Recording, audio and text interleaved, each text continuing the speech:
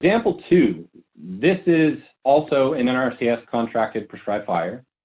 This prescribed burn is in the Neeland area, so this is up above Eureka in Humboldt County. This is a coastal oak and grass understory fuel type, so it has a little bit of understory burning in it. It does not have shrubs like the other burn example. Oak leaves a little bit of slash in this burn unit. The landowner had done a timber harvest the summer that this burn, that we made an attempt at this burn. So there were, as you can see in the picture there below, there were some large slash piles both within the burn unit in places and also outside the burn unit near the fire lines. And that added some complexity and was problematic in our attempt to burn. The goal of this burn was to kill small Douglas fir, young Douglas fir seedlings in the oak woodland areas and in associated grasslands. It was a planned 21-acre burn, fall of 2019. We attempted to burn it, and we were able to get 10 acres, mostly out in the grassy areas and not much under the oaks. So we didn't meet our objectives with this attempt, and the landowner is going to have to go back and try to burn again. So didn't receive a payment for the burning yet with NRCS, did receive a payment for constructing fire line, but did not receive a payment for completing the burning. And so that's an example of where NRCS does not have the flexibility or the adaptability to offer compensation when an attempt doesn't work. And so it's unfortunate, but that's the situation with this burn. The burn plan author and the burn boss in the first attempt, again, were different people. Similar situation as the previous example. And as I said, we didn't meet our objectives. We didn't kill enough Douglas fir. We didn't burn enough of the unit in areas where there was a lot of young Douglas fir. And so that the cost forfeiture of the mobilization is a significant issue. So here is some of the planning information. It was a technical service provider qualified to write burn plans who wrote the burn plan for this. NRCS did contract the burn plan for this as well. So we paid for the burn plan, or we paid a portion of the burn plan, as well as offering contracting on the prescribed burning.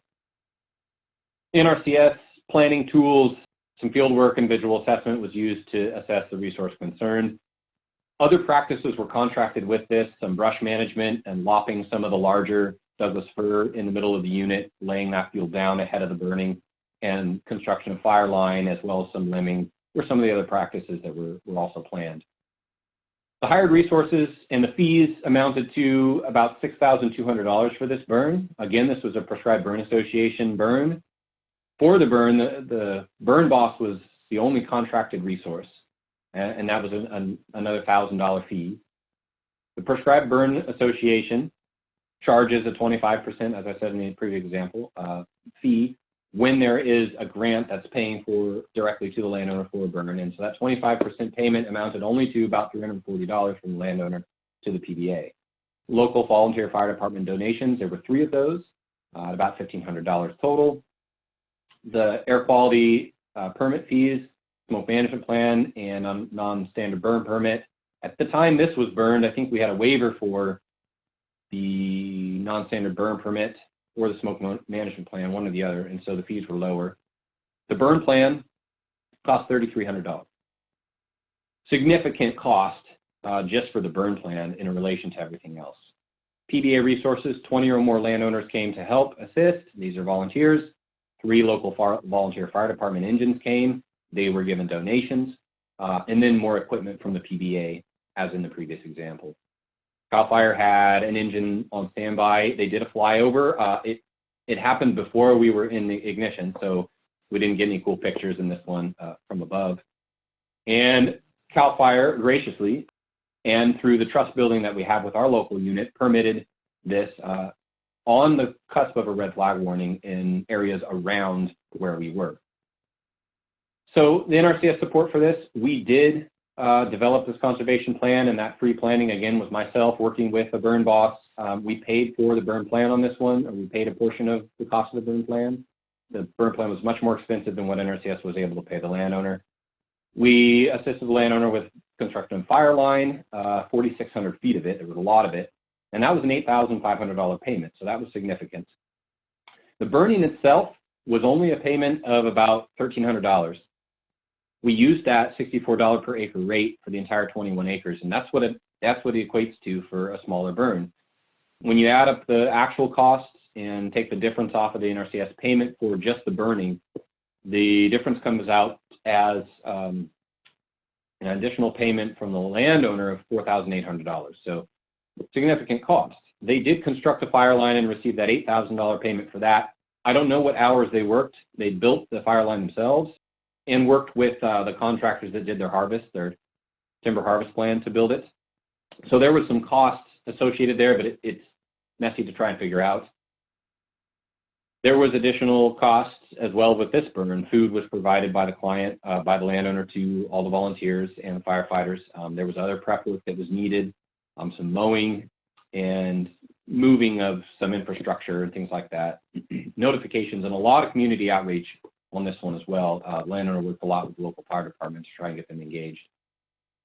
Some of the lessons learned on this: preparation and timing affects cost and success substantially. This burn, a landowner had done a timber harvest, and the slash files that resulted from that really affected how we went about implementation of prescribed burn, and it made implementation more difficult. That being said, you shouldn't have to necessarily stop ongoing activities, agricultural activities, just because you want to do a burn, but they are interrelated, and it's important to think of what may affect success and cost. There were sneaky ladder fuels in this burn, so this is where we get into, and I talked about this in part 1, moss burning on oak trunks.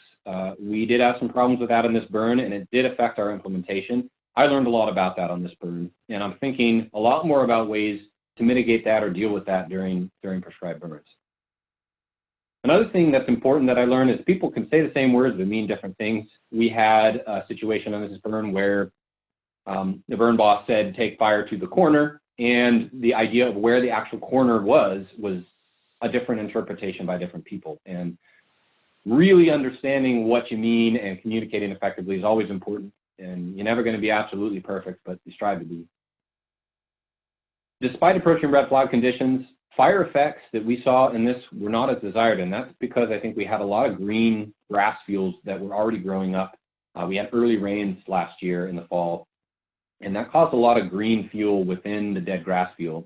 And so despite it being dry conditions, we had some interesting burn effects that weren't entirely as desired. Partnership and support from fire departments is absolutely critical. If we didn't have them there, in particular, the right kind of equipment to spray really high in some of these oaks that had moss burn, we would have had more problems than I think we did.